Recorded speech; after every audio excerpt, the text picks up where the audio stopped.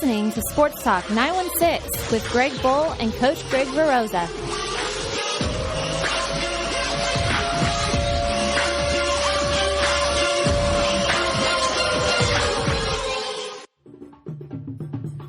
If you'd like to participate in the show, there are a couple of ways to do it. If you want to contact us on Twitter, use the show's Twitter address, which is @SportsTalk916. For Greg B., go to @MrChief916. And for me, Coach Greg, it's @GregVeroza. And Veroza is VAROZZA. And if you want to chat live with us, the best place to go is go to the Mixler page and hit chat. There you'll see all of us chatting together as the show goes on. Everybody, it's Sunday night. And what did I say the first time? 215. Yeah, this is episode 215. Coach Greg, right here. Coach, not Coach, Mr. Chief. Used to be a coach. Used to MrChief.com. Look that up. You might get something pretty crazy. Yeah, I don't know. Maybe some Hawaiian Island Tonga dancers or something. Hey, now.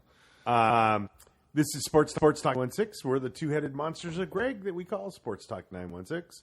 Welcome, and those of you that are just joining us missed a riveting conversation that we just can't share with you. Sorry. Go ahead and recap it. I got to find some audio. Hold on. Well, we dug deeply into the bowels of white trashness and talked about hot dogs for a good 5 minutes. And I had two last night while I was playing poker and decided that there's no way in God's green that I could eat 70 in one sitting, let alone in 10 minutes. I heard another fun fact. You want a fun fact? Go for it. The average person apparently has 70. Hold on. Bullshit, by the way. Bullshit. I know. Bullshit. Did you hear that same fact? Yeah. 72 hot dogs a year. Nope. I haven't had 72 hot dogs in the last 10 years. I don't. No. I don't buy that at all. Fuck no. That's over one a week. That's almost 1.5 hot dogs a week. Never. No, because there's no way. I don't go to enough baseball games for that. Unless you count a dinger dog, that's like 6. Yeah, right. So, but do you eat? I never have six times. You know, the only thing I'm thinking is if they're counting like little kids and parents just stuffing them full of hot dogs. The little tiny one, like the little corn dogs? Something. I don't know, but I don't know. 72. That's wrong. I'm calling bullshit on that big time. All right, let's talk sports, shall we? And by the way, just as I was thinking about it, State Fair's starting up here pretty soon. Wednesday. You gonna buy us tickets? We could go do live food tasting. We are going to go to the horse races on Friday night. If you guys want to go, we're having the annual Keller Williams horse race, where we get to go down into the winner's circle and take a picture with the winner. Nice. So if you guys want to go, it's $10 a pop.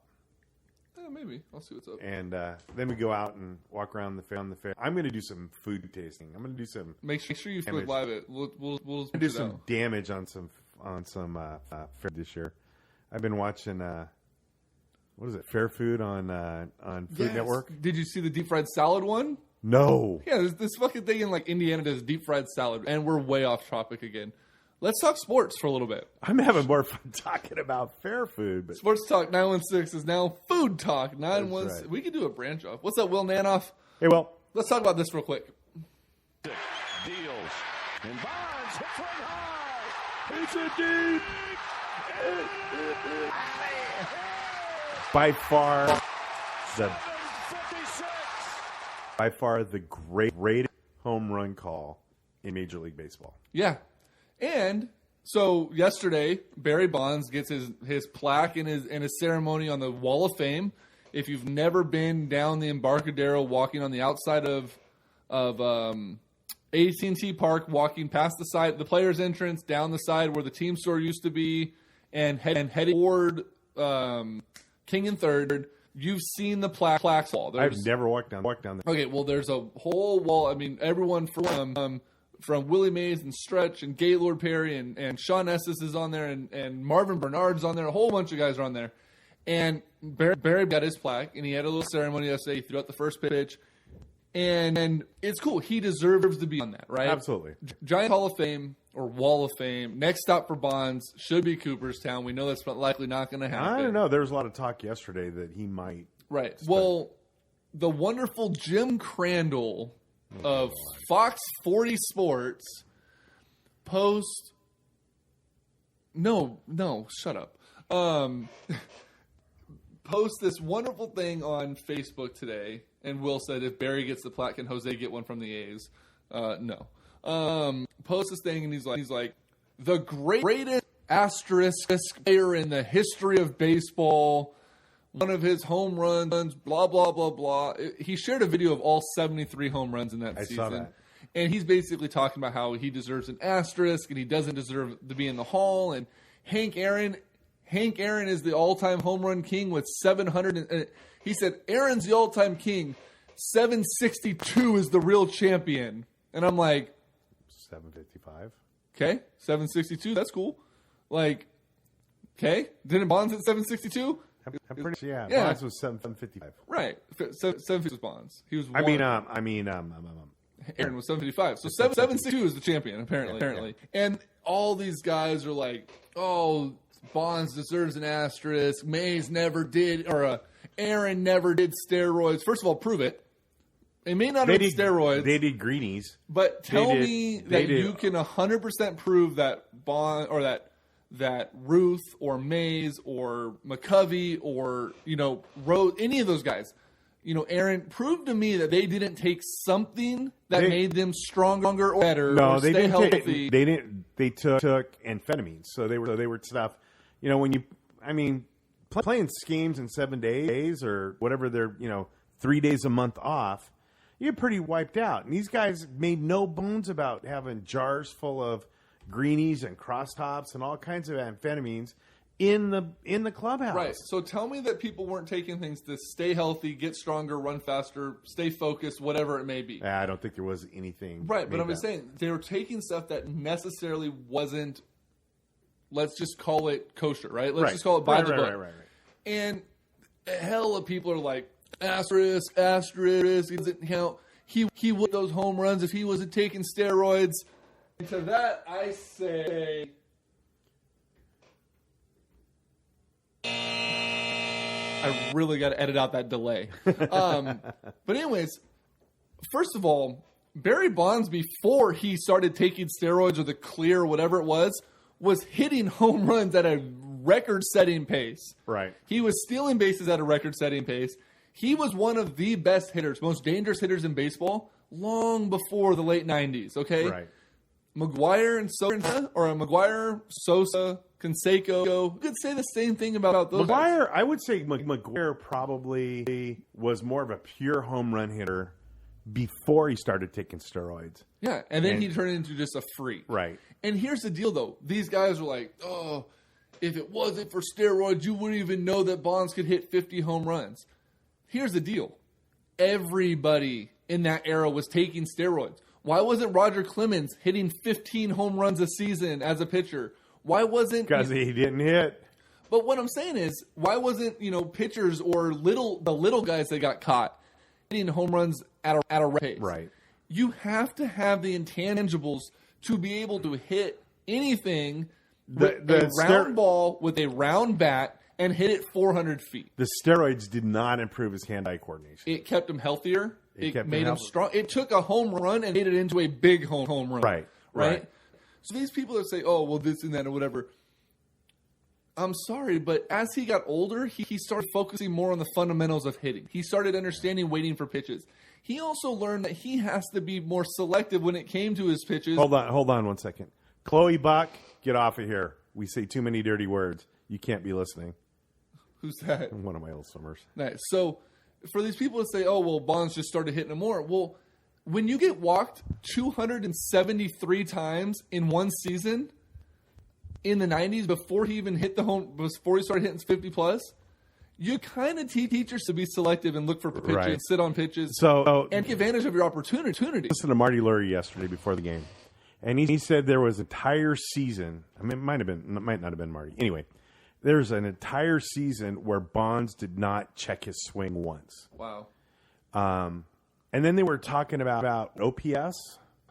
Yeah, I think it was OPS, and I have no idea what OPS is, but whatever it is, measure of your hitting ability. And TJ will tell us. Yeah, TJ tells us what OPS is. Anyway, 800 is if your OPS is 800, you're probably an all-star. If your OPS is 900, you're probably probably close to Hall of Fame material. Right.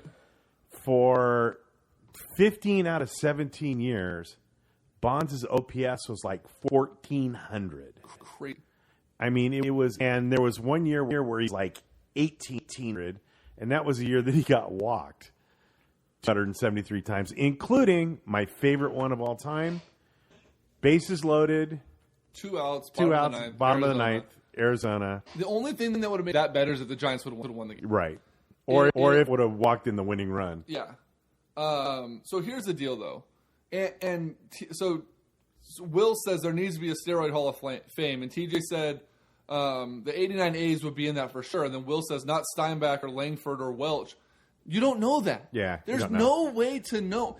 I'm sorry, but if one guy in your locker room is juicing, there's a very good chance that there's a trickle-down effect that more guys are. And maybe they're not as high profile as McGuire or Canseco, but I guarantee you that one of those guys likely dabbled in it and decided, you know what, this isn't for me. I don't like it. I don't get caught. I'm not doing it.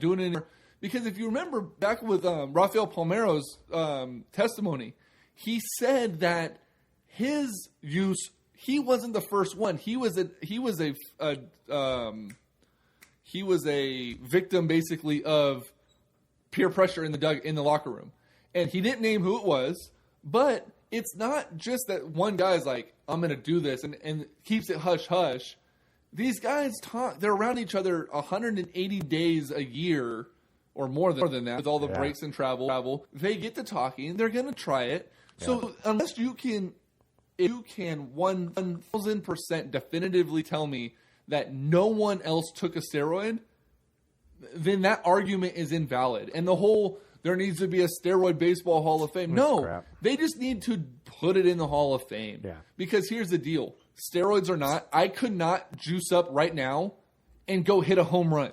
And I'm not talking 10 home runs or 50 home runs. I could not hit a home run. You could probably put me on a pitching machine down the middle, tell me where it's going to be on steroids, and I'm still not hitting a home run. You have to have the intangibles to be a baseball player. And I hate the argument for McGuire. I hate the argument for Sosa, Canseco. If you have the ability and you have the stats that were Hall of Fame numbers, you need to be able to be considered for the Hall, right, considering that everybody did it was almost an even level playing field because everybody was on it, right? The batters were doing it, and somebody like Clemens, and I always laughed at Clemens, who would sit out the month and a half or 2 months of the season because he was just getting ready for the season. No, it was because he cycled all the way through the off season to get himself in shape for pitching, and he had to let that stuff work out of his system before he got tested when he started playing again. So Will says, how about Ricky? Didn't Ricky get faster as he got older? Like, in a sense, he started stealing more frequently. Maybe not faster. No, he's one of those that I don't think Ricky would be on steroids. But how do you know he may not have been on steroids? I don't think so.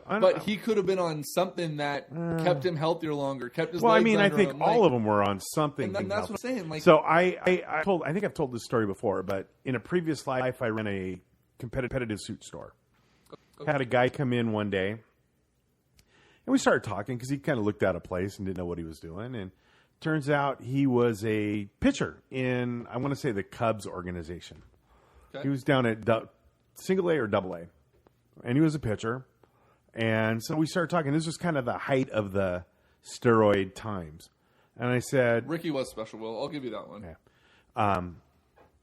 I said, I'm not going to say anything to anybody, but, what's going on with all this steroid? Because this was right it was breaking. It was probably right around year 2000.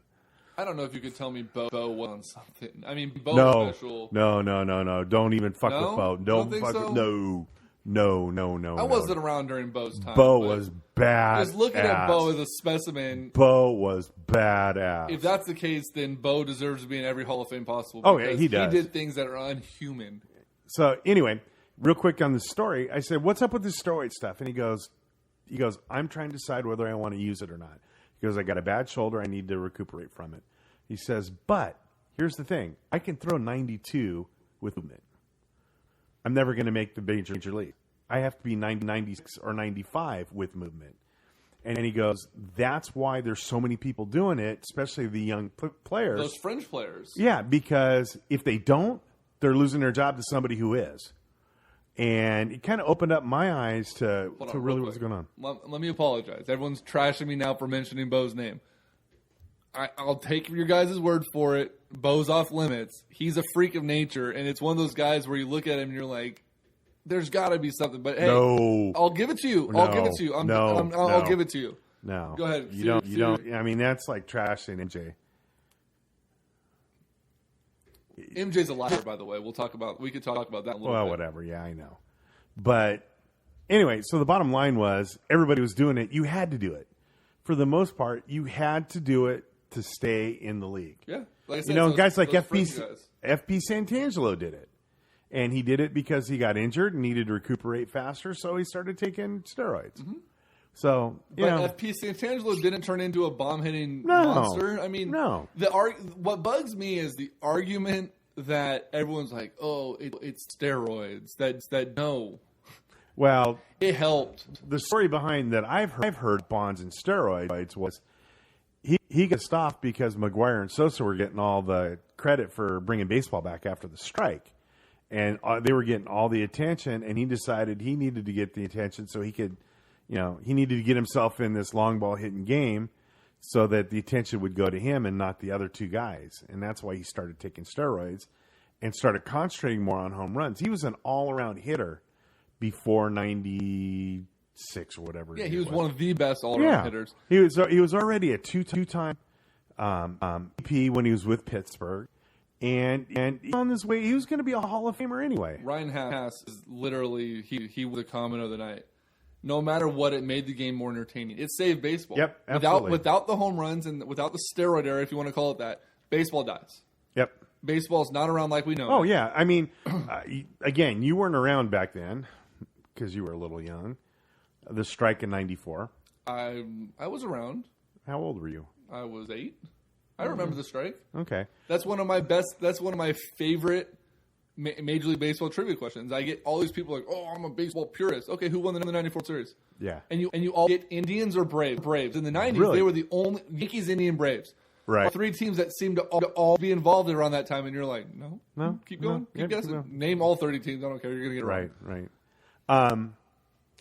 But that's, I mean, I even remember myself going, "I'm not watching baseball anymore.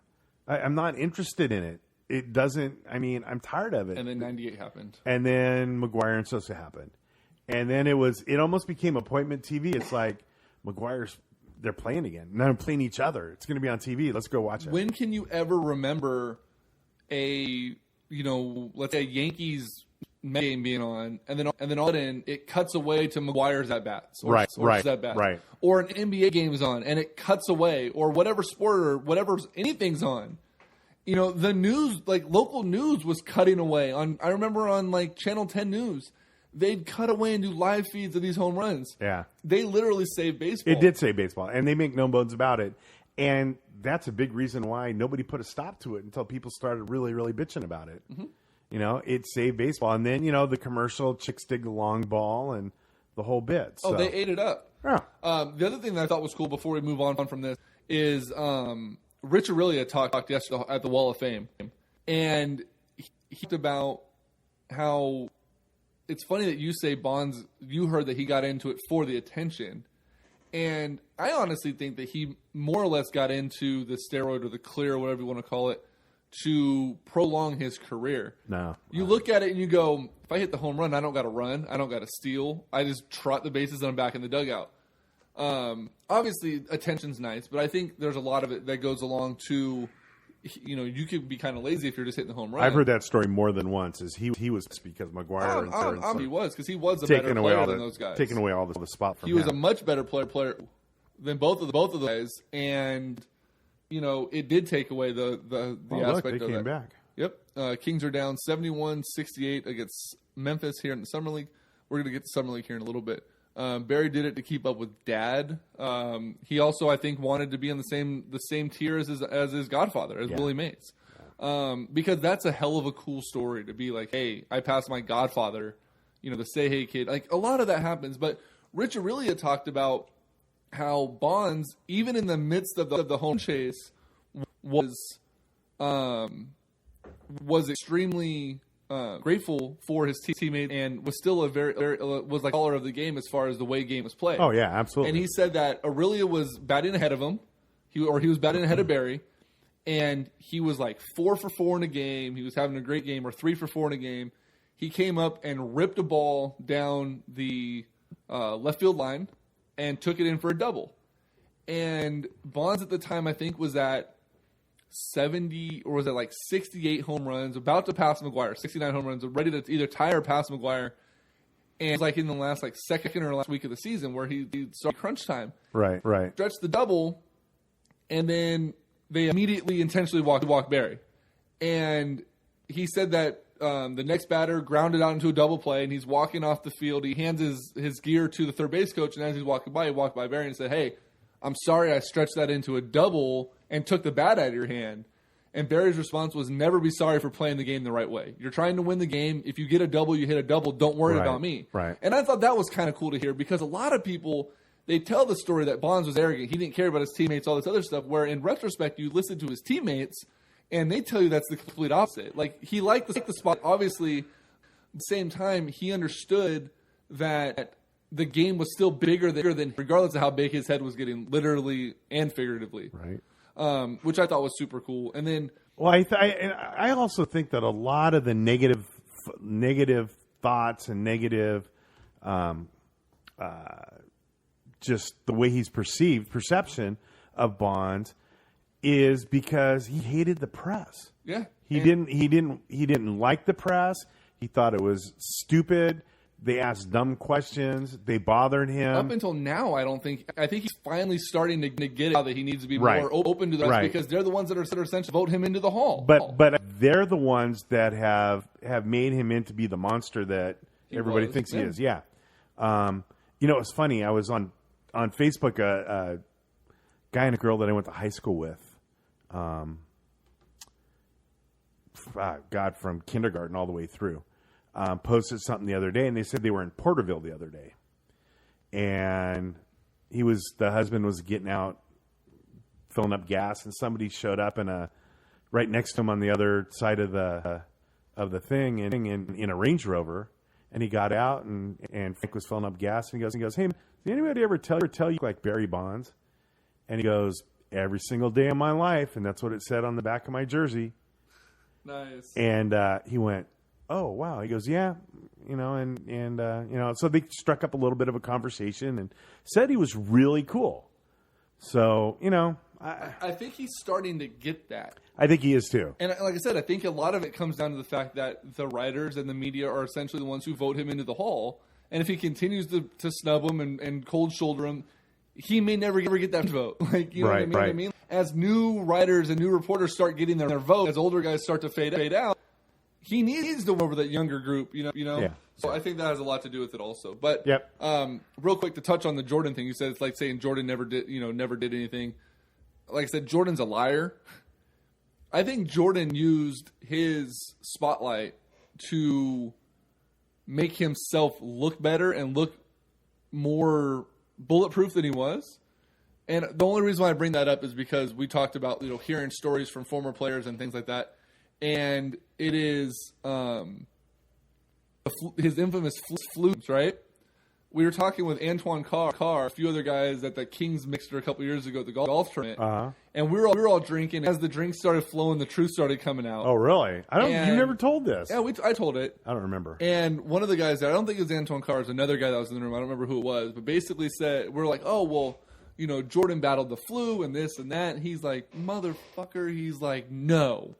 He goes, every time Jordan had the flu, he was fucking hungover. He said he was never sick. It was always after a night of drinking, and that's what the PR guys said to make him look better than he was. He's like, Jordan was a drinker. He drank too much, and a lot of the times the Bulls were pissed off about, and they just pinned it on a flu game, and he always came through and played, basically shut him up. Yeah. So I mean, well, everyone's got there's always the stories about his first quote retirement. For 2 years, he was retired and playing baseball. Well, the stories that I've heard, and I've heard this numerous times, where he was actually suspended for 2 years for gambling. Oh, I can see that. And the league needed Jordan too much to have that come out, so they worked a deal where he quote retired. And the plan all along was for him to be out of basketball for 2 years and come back. And that's what he did. And he just played baseball. The other part of that was his dad's murder. Yeah. And there's been a lot of stories about how it wasn't a coincidence that his dad was kidnapped and murdered. It was gambling debts. Really? And some high-profile mobsters he owed money to, and they said you either pay up or something's going to happen, and he didn't pay up, and something happened.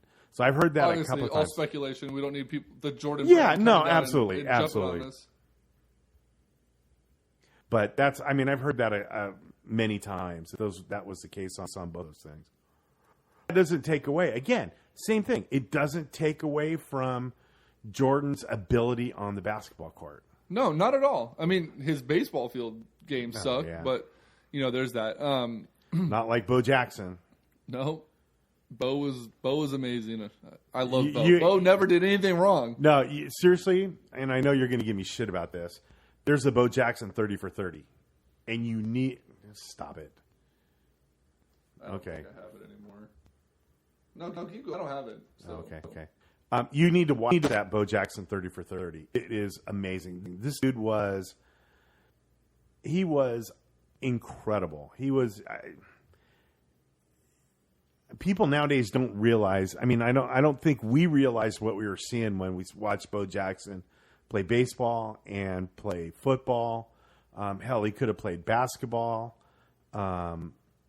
He was as gifted of an athlete as anybody that I've ever seen play any sport. I mean, he was just incredible. And you need to go that 30 for 30 and what Bo's out. So I know you won't do it, but you need to. No, I might. The 30 for 30s are cool. I mean, yeah. What if I told you, TJ? What if I told you? Is that what you just said? Yeah. What if I told you? What if I told you I found the music? Oh, fuck. So rumor has it that there may be a private showing of Down in the Valley in Vegas right now. You weren't supposed to say anything. So? You weren't supposed. I might have seen a Facebook post too, but I might have seen a Facebook post about people talking about it. Doesn't mean it's going to happen. Yeah. Doesn't mean I'm saying who. No, I mean, whatever. Room 15. No. Room 1565. From what I heard, that was next. It's not going to happen for fear of getting in trouble. But I really hope that people get to see that. I know that was we were lucky enough. I think I won tickets on that, didn't I? Or how did I? You did, yeah. You won them. And that was, I mean, we were truly really lucky to be able to go see that, and it was a good night.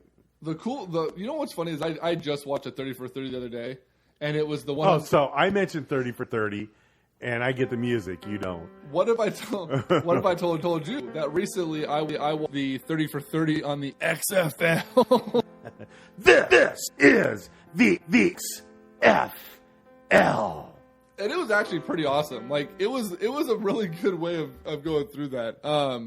Did you ever watch any of the XFL? Oh yeah, without a doubt. Kings fall to Memphis 81-75.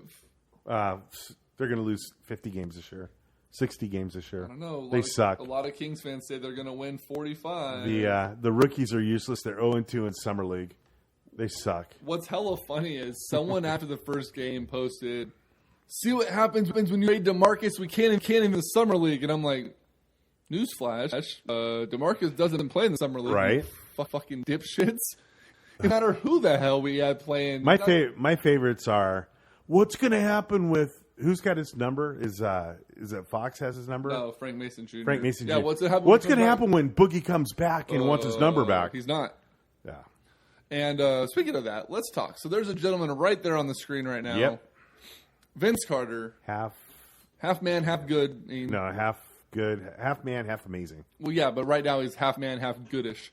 Gooding. He's still Joe. Yeah, without a doubt. What a likelihood that Frank Mason Jr. gets a nice little Rolex and a payout and no longer wears 15 at the start of the season. I don't think he needs to do that. I think Vince Carter comes in and goes, "I want my number."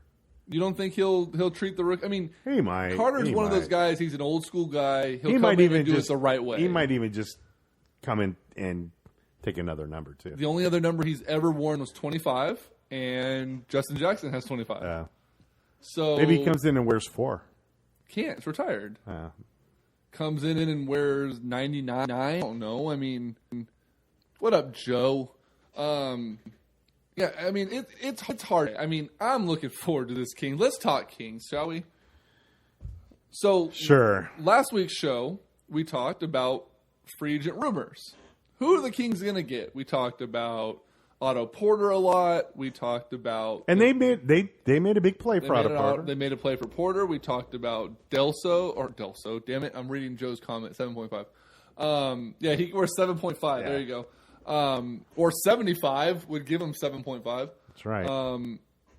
We talked about Porter. We talked about the rumors of Zach Randolph. We talked about the rumor or wanting Jeff Teague. A lot of what ifs. The Kings literally had made no moves whatsoever. Monday rolls around, nothing. Tuesday morning, 4th of July, all of a sudden phones are going ape shit. And you're like, oh, what the hell? And all of a sudden, you have George Hill. 3 years, what was it, $57 million. Good signing. With isn't it 2 and a player option? Or a 2 and a non-guaranteed team option, I believe, which is fantastic. Yeah. Plenty of time to groom De'Aaron Fox. Yeah. And then, 3 minutes later, and you can hear it now. Sacramento. You're really trying hard for that. That's going to happen. It's going to happen. Which is better than TJ's Sacrazebo. It just doesn't work. No. Sacramento. Zach Randolph, 2-year, $24 million deal. And you're like, okay, cool. And then the one that makes me the happiest as a kid in the candy shop, Vinsanity, 1 year, $12 million, I think he got. $8 million. Vince Carter comes to Sacramento. And the early rumor was that Vince Carter was going to go to the Warriors. He was willing to take a pay cut to go for the Warriors. And then they interviewed him when he never even met with the Warriors. And they said, well, why didn't you go to Golden State or San Antonio? And he said, you know what? Chasing a ring just isn't my style. I want to go somewhere where I'm going to get to play and I'm going to get to have fun. And obviously the youth movement in Sacramento is looking like a lot of fun. So he's going to come here on a veterans deal, 1 year, $8 million. I think it's a great move for the Kings. And I think it's going to be a lot of to watch. And it goes full circle for me. The 49ers did signing Randy Moss.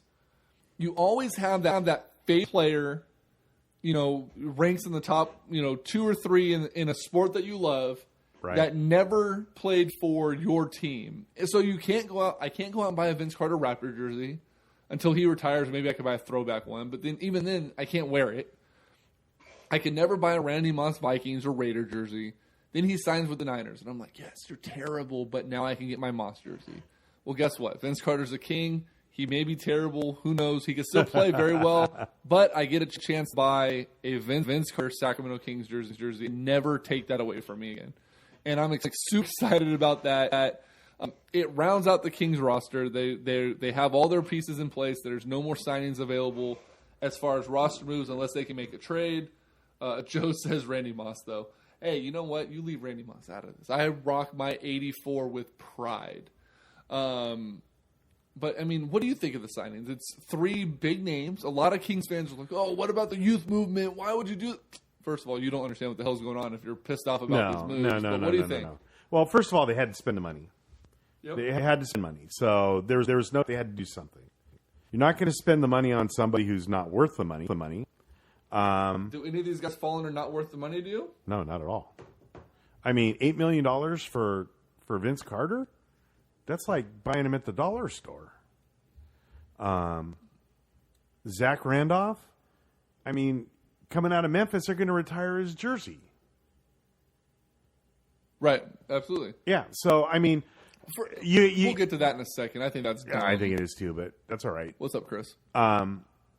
You can't just play with rookies. Right. Or 2-year men. I mean, look at what Philadelphia's done. Nothing. We're going to get to. Yeah. You have to have somebody who can take these rookies and put them under their wing. It's for you, Joe, right there, Universal title. Okay. Because of... Come on, focus here. Sorry. Jesus, come on, 12-year-old. I'm entertaining the chat box. He says he's here for the chicks on the wall. That's what we're all here for. Yeah, right. The bottom line is you got to have somebody to mentor these guys. Somebody who's been around the block, knows how to play, is willing to give up some of the spotlight to help these kids, basically train their replacements. I think that these three guys are good locker room guys. They're good personality guys.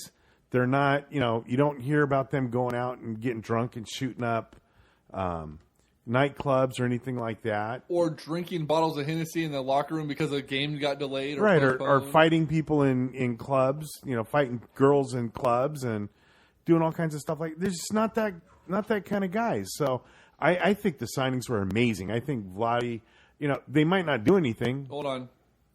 I'm sorry. As much as I love what's going on, you cannot give Vlade the credit for this. It's Scott Perry. Scott Perry from the top to the bottom. And when I say Vladdy's the face. Scott Perry's the work, but Vladdy's the face. So of course he's going to get credit for it. But I think it's the Kings organization. No, the organization for sure. But I mean, I read a story about the draft and about how Scott Perry is the biggest free agent the Kings had this year. The number 5 pick was 1,000% unanimous across the board. Everyone wanted De'Aaron Fox. So that one you can give to Vlade. But the trades, the free agency, everything like that had literally been Scott Perry silently doing work and Vlade being the mouthpiece and taking the credit. That's all right. Now, I'm not going to say that Vlade is not learning valuable things because every phone call Scott Perry made on draft night or free agency, Vlade had a phone to his ear. He's going to learn as he goes. Vlade's a smart guy. He's going to learn. And, they may not need Scott Perry in the future. But having him in the back pocket's not a bad thing to have. No. It was a great hire. Why is Vlade here just for face? I mean, the fans love Vlade. Vlade, it's what keeps people happy. You see Vlade, you see Peja, you see these superstars. That's why Bobby Jackson, who's terrible on commentary and on the radio, is around because people get bright-eyed and bushy-tailed when they see him on the concourse. Or Doug Christie on radio, he's just as bad as Bobby. Right, but I mean, Doug's getting better though. Bobby's not. No. And then that's why you have Doug Christie on commentary during games when Jerry doesn't travel. It's the fan aspect. It makes people happy around the arena. Yeah. How do you make it brings back the successful days? How do you make a 30-win team fan base happy at home games when they're getting blown out? You put familiar faces around, that brings back nostalgia. Yep. That's the only. Yep. Why else do you think the Kings 65 retired fucking jerseys in their rafters? It's because it makes people happy. You look up. Here's what happens when you're at a Kings game. You either do this, or you do this. And when you do this, you're like, Chris Webber. Those were the good days, right? And I honestly think that's why the Kings have so many retired jerseys because some people, I mean, you need that boost. Well, look at the years they retired those numbers. They were winning 23 games, 26 games, 28 games. It's got to be a couple of reasons. There's got to be a reason to bring people into the games, and those games sold out. Joe, that doesn't make him better seeing the M jerseys up there. The Kings, I think, are second or maybe third in the league retired jerseys from Boston. And Boston has the right to because they have 105 championships. Right. Speaking of real quick about Vince Carter, there's a video that's been circulating of this dude sitting in his car talking about how Kings fans are excited about the free agency signings. And it's like, you signed George Hill. He's like, I already reached out to George Hill and I told him you can't be having that blonde hair in Sacramento, blah, blah, blah. And he goes, we also signed Vince Carter. He's in his 93rd year. His first point guard in the league was Moses. He's been around forever. He goes, and then we signed Zach Randolph. He goes, we're going to make 2006 play. No doubt in my mind. And I was laughing my ass off. I was like, that's hella accurate. Yeah, your other two starters are going to be 5 years old, but right, it's okay though because we're making those 2006 playoffs. But speaking of retired jerseys, the Memphis Grizzlies, the day that the Kings signed Zebo, put out a press release thanking him for being their all-time leading scorer, their all-time this, their all-time that, which is great.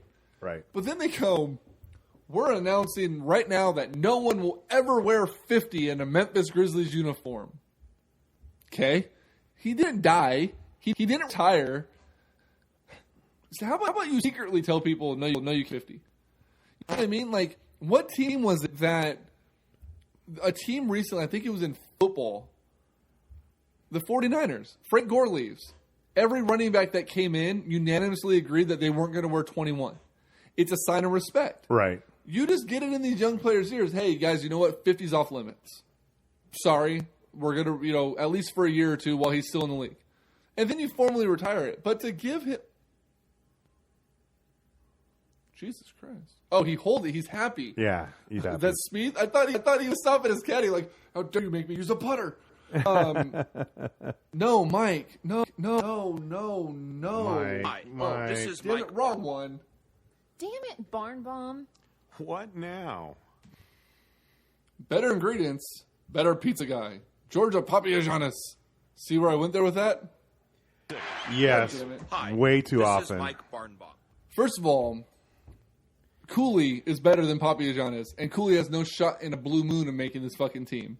And the kid from Sac State wasn't that good, and he could probably make the team right now over Joe Papagiannis. So on from that. Mike's pushing that Papa on this thing. No, he's pushing the Stu Box 40 thing too much. Oh, that too? God damn it, Barn Bomb. What's next? This is just for people that just joined in. This is stupid. I want to talk about vaginas. That's why I've been wanting to get that quote for months, and I always forget. And TJ coming through like the real MVP. I told him at 4th of July. I said, remind me before Sunday. And sure as shit, this morning or maybe last night, I get a Facebook message with the link. Boom, there we go. This is stupid. Talk about vagina. We're not talking about vaginas, but we're going to talk Summer League. So first game of Summer League, we get the Lakers and the team they played, the Clippers. Lakers-Clippers. Lonzo Ball was like 1 for 11 from 3, had 5 points in 32 minutes, a bunch of turnovers, had a couple good alley-oops to Ingram. He looked bad, right? And then what happens? Halftime rolls around. And who gets stuck on the TV? Daddy. Of course. He's making ESPN millions of dollars. And what is this? He's making money hand over fist. So it's halftime. Lonzo has 2 points, like 4 turnovers, a couple assists. And what does LeVar say? Lonzo already's got the Rookie of the Year locked down.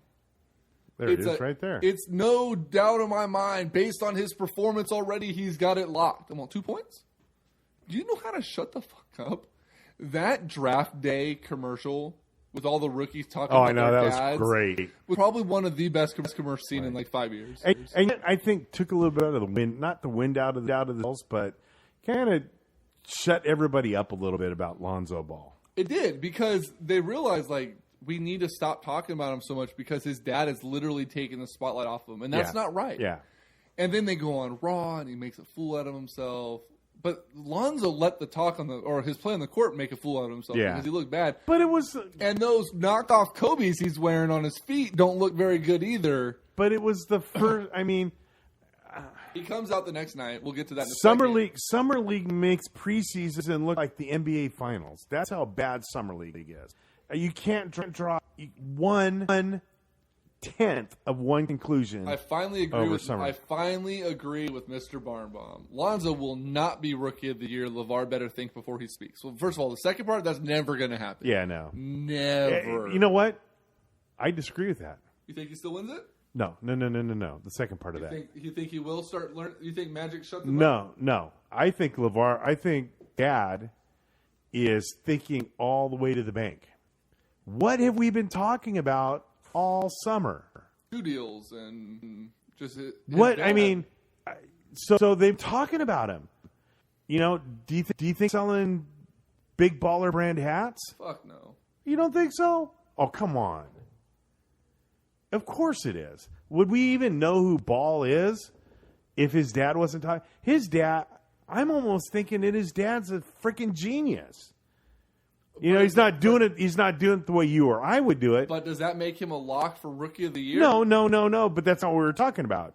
You were saying that you didn't think that he was thinking before he was talking, and I disagree. I think he had everything planned out. He's saying is methodical. Like everything. I mean, he's got right, everything planned out. The shit that spews out his mouth at times is indicative of him not actually thinking about what he's saying. But we're talking about him. We're talking about him.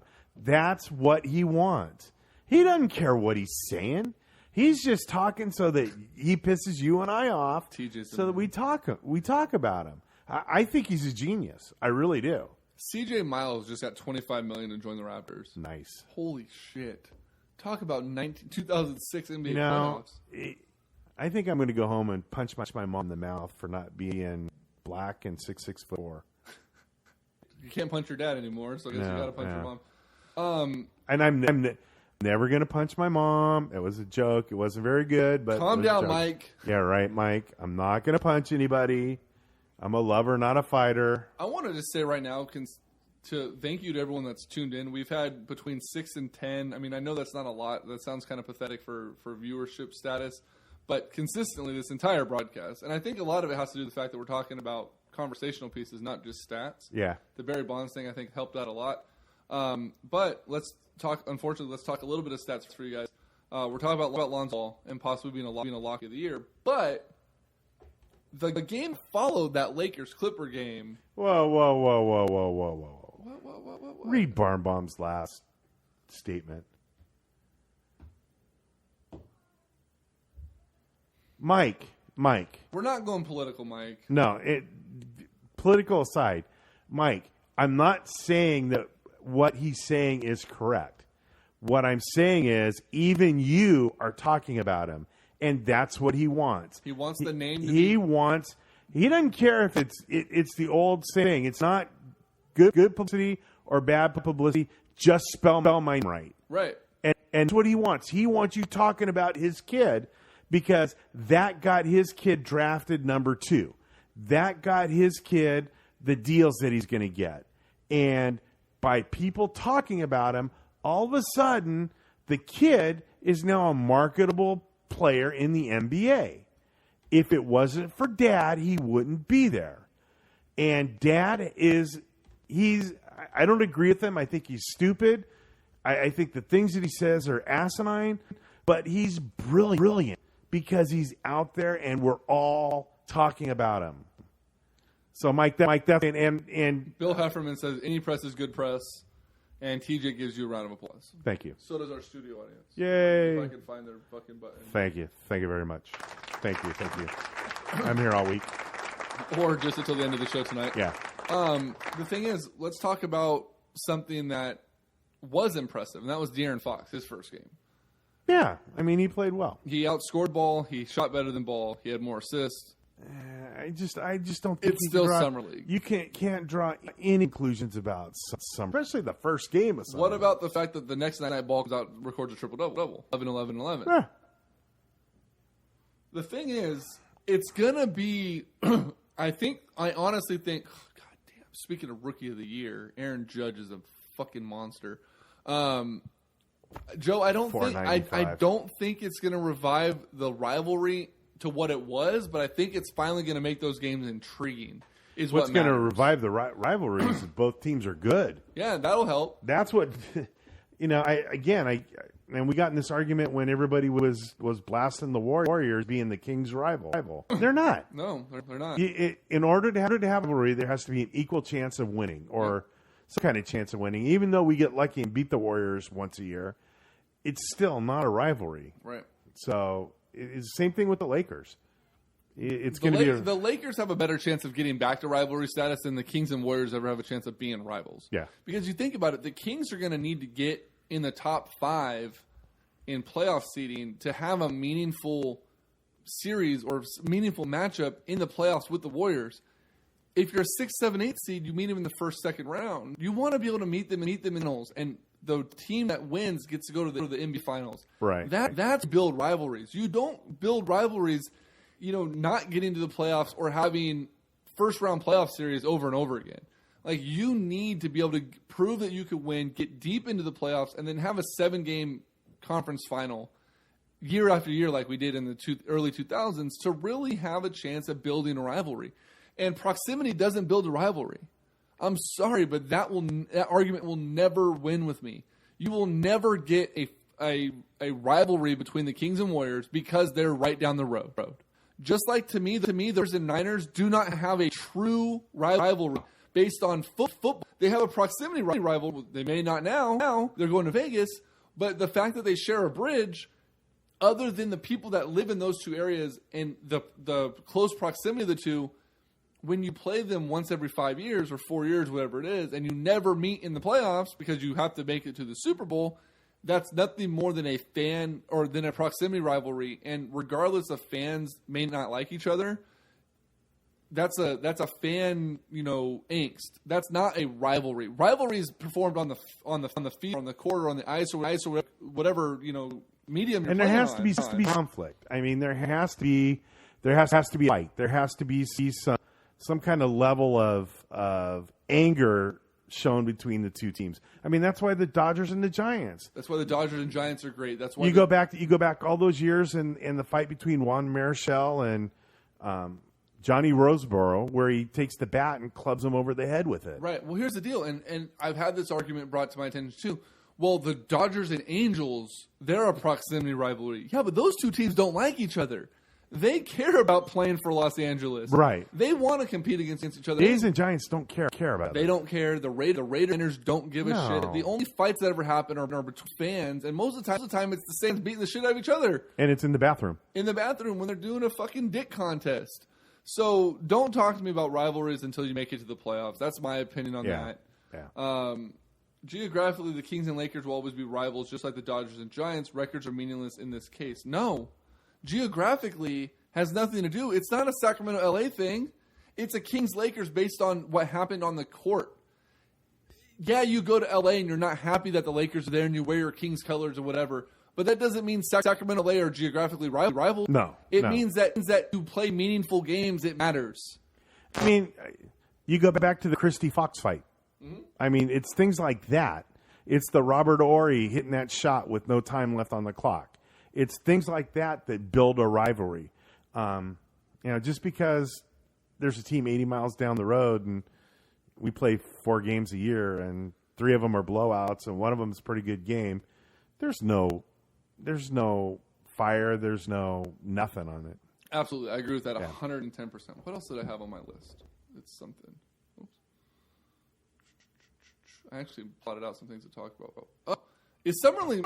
You've said this now. Whoa. Wait. Hold on.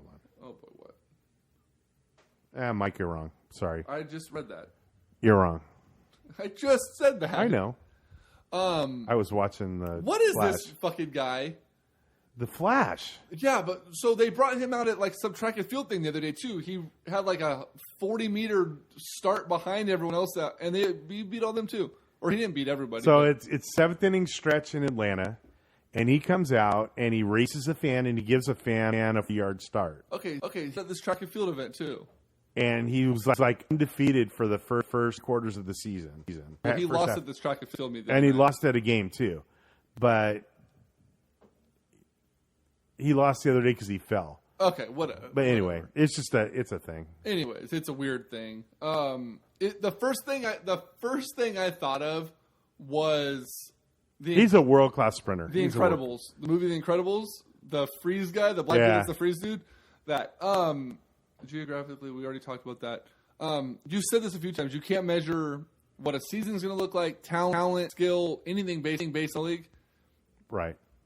is it time for Summer League to fade away? I know they make a lot of money off of it, but 76ers are a great example.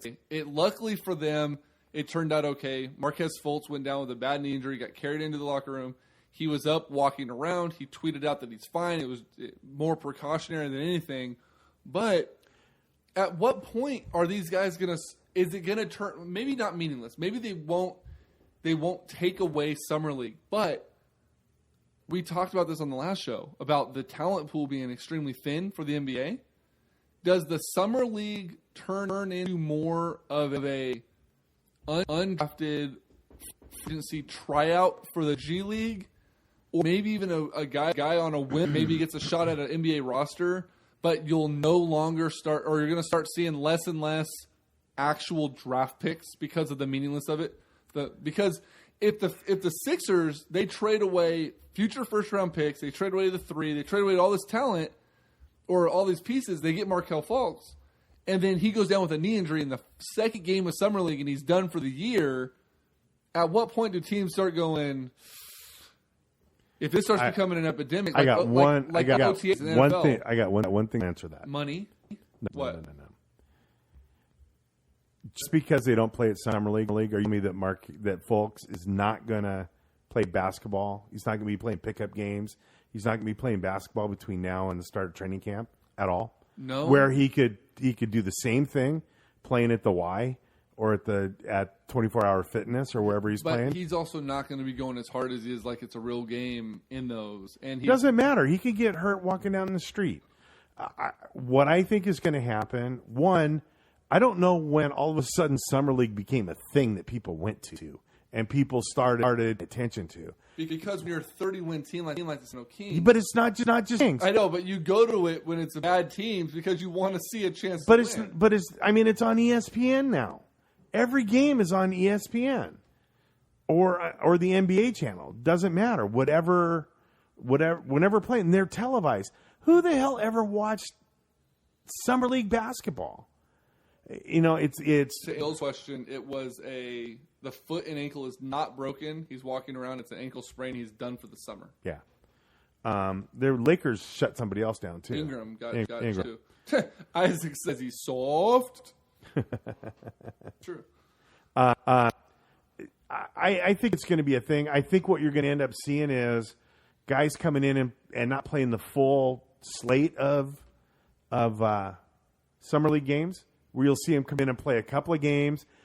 I think the more important part is the chance to get to practice with each other and learn the system that they're going to be using. I think that's the value in it. I wonder if the Players Association, if injuries start happening more and more, I wonder if the Players Association steps in and tries to limit the responsibility these higher draft picks of being there, kind of like the NFL Players Association came in, they lessened the OTAs.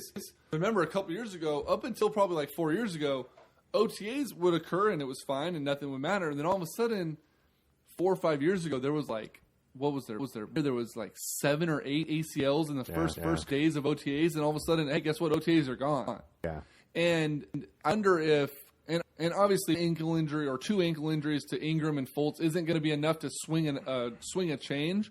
But if, let's say, Ball goes down, or like let's go back to when LeBron, I don't think there was a Summer League when LeBron was drafted, but let's say Summer League occurs when, a guy like LeBron or a top pick goes down, or multiple guys go down at the same time. Do you think the Players Association steps in and goes, hey, you know what, we need to protect our guys?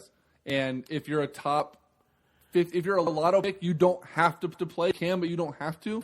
I just think that these guys are going to be playing anyway, whether it's in Summer League or they're going to be scrimmaging at their workout facilities, or if they're going to be scrimmaging at the gym. Or if you're playing in the Orlando Summer League, you are scrimmaging at a practice facility. Like, how did they get the short end of the stick? So they play in Vegas Summer League. They play at Thomas Mack. The championship games, I believe, are going to be at T-Mobile Arena. They play at UNLV's, wherever. The Orlando Summer League, they play at the Orlando Magic practice facility. Like, how do they get stuck at a high school gym? Like, right? There's not a nice facility to play at in Orlando. No, there's plenty. Hook on the beach, make it an outdoor thing, right? And there's also a Summer League in Utah too. Yeah, and they probably play at the Amish Y with like candles burning. The Amish Y. Let's see. Tomorrow's Summer League game will be on air on NBC Sports California. This is possible because the Oakland Athletics, who share NBC Sports and Sacramento Kings, are off for the next 4 days for All-Star break.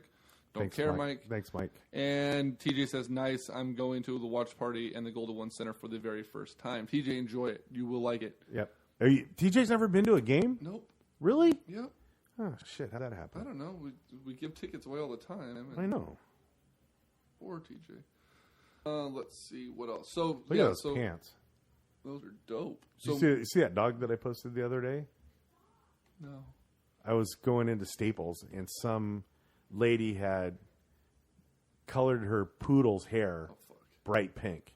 It was one of those big standard poodles with all the puffy parts on his legs, and the dog's name was Lipstick. Oh, fuck. I know, right? That sounds like something Barn Bomb would do. Barn Bomb probably has like eyeshadow with a dog's name or something. Let's see. Top Road. Fuck you, Nolan. Oh, that was I can't even be mad at that play. That was amazing. Yeah. Let's see. Let's talk. This is the last month of no football. July is the last full month with no NFL football. Do you know that? Wow. Which means... Well, Canadian football's already started. I've been watching a little bit of Canadian football. Blame Canada. The Utah Jazz Summer League is played at Vivint Smart Homes Arena and at the University of Utah Utes Gymnasium. How the fuck do you know that, Mike? That's a TJ answer right there. I know, right? Let's see. So like I said, football's coming back, which means season 5? Sports Talk 91616 football. Has it been that many? Yeah. 5? So, because last I thought it was only...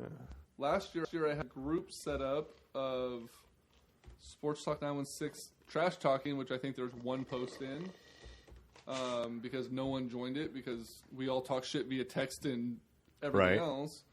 Let's see, groups. I might have shut it down. Yeah, we're on season 5. Sweet. So season 5, TJ, I know you're back in it. Barn Bomb, I know you'll be there. You don't play fantasy football, but you'll be there. My Barn Bomb, one football question. Buffalo Wild Wings event next month with all things football. I think safe to say we will do a Buffalo Wild Wings event. I don't know that we'll do a live show. We can go Facebook Live and just do it strictly from the device and not bring all of our equipment. That may be something we do. That might be the most boring 2.5 hours of Facebook Live ever. If our sponsors can come through with a little extra hookup. Oh, shit. I'm not talking about you, just in general. If we could get some sponsors or donations from you guys, I'm just going to put this out there. We're looking at about $250 worth of sponsorship or donation for, or if anyone has a hookup on this, I'll put this out there as well, a hookup on a Mevo camera. MEVO, it's the one we use at Rayleigh Field for the Rivercut show. If we could get a hookup on one of those... I thought we had one. No. Who's this at? That was the Rivercats. We were using their camera? Yeah. I wish I had one of those. We wouldn't be doing it on the fucking iPad. Oh, I didn't know that. Yeah, that was their camera. So if anyone can help us get a Mevo, if anyone goes down to Facebook headquarters, I heard they give them out if you're a respectable group. I've messaged them. They don't get back to me. On Mevo, we could literally shoot anywhere. Automatically streams to Facebook Live. We can control the camera from our phone. It'd be amazing. We can live stream the draft. I mean, and see how terrible we are at drafting fantasy football. So that's out there. If anyone has an extra bit of money that they need a write off, I'll pretend I'm a church. I don't give a damn. No, I'm just kidding. I don't want to do tax fraud. But no, if anyone wants to help out, reach out to us. Let us know. It'd be great to be able to bring more content to next week. By next week's show, hopefully, we should have about a foot banner running from the lovely girl on the right above Greg's head there, all the way to right about where the All-Star Game poster is. Obviously, or picture. We're gonna have to move that. We're gonna have a nice Sports Talk 916 backdrop for the video, an official banner. Are we gonna cover up the girls? No, the girls are gonna be right next to the official banner. Oh, okay. And then Josh Verosa is gonna get raised, and the Kings thing will get moved, and that old poster. If anyone wants to, we'll auction off that one. Greg and I will sign it. We'll do a live auction. It'll be like $6. I'm sure one of you guys will buy it. But that could go toward a Mevo. We could auction off these two things too. Fuck you. That might get money. That would. There's a couple 12-year-olds out there that would want to. If I sold those, what those are worth, we'd probably get around $900.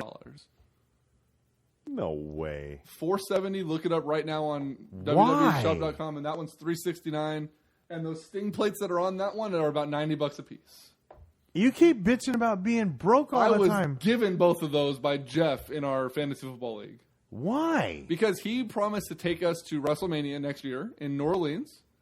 And when those plans changed, he offered either WrestleMania or 2 title belts of my choice. And there we go. Yeah. So about why? Because Jeff is a good friend. Oh no, I'm John Cena about the spinner. He has that one. God, fucking 12-year-old. What date is the Buffalo Wild Wings event, Mike? It's in August. I don't know. Greg Verosa networked Robert Rosante for the Mevo. It is a Rivercast property. Mike, you didn't know that. You just literally figured that out from our conversation we just had. I'm going to go ahead and make that fact. Yeah, so if anyone out there is looking for small businesses want to do a sponsorship, we are cheap. We are affordable. Really, Barn Bomb, with all the plugs we do, Right? I think you need to pony up. Pondo, Mike, you're rich.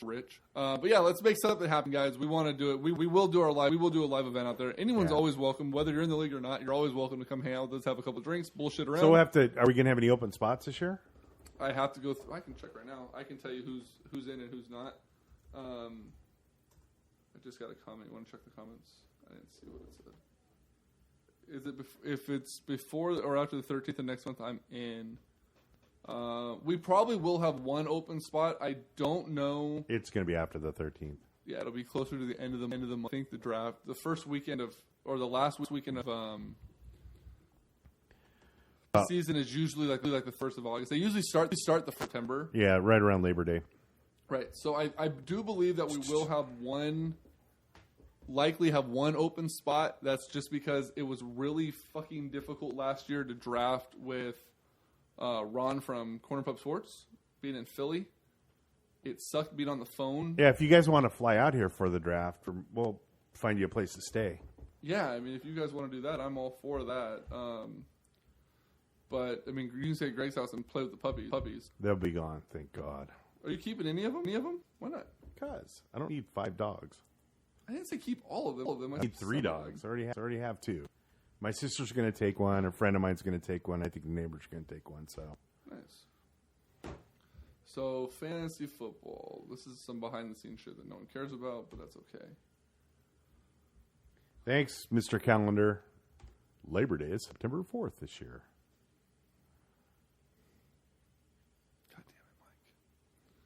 God damn it.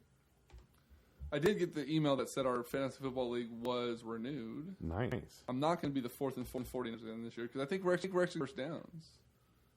Maybe. My team name may be sold. Let's see. I know Jeff's in. I know Nick's in. I know I'm in.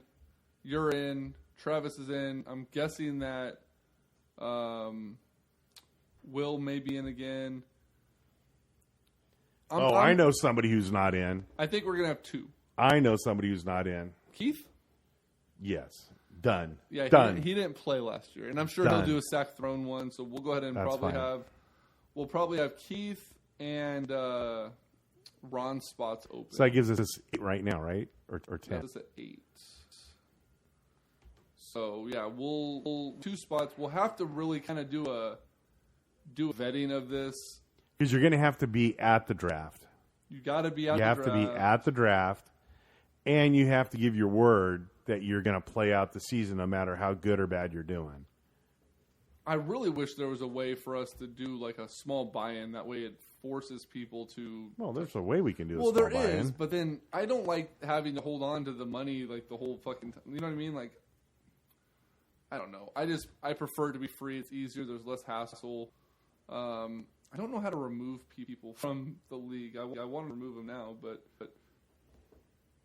I'll have to figure that out. But yeah, it looks like we have 2. Like I said, Ron and Keith likely will be out of the league. Fucking Barbara, Labor Day. Labor Day is the day that we talk about labor and women that give birth.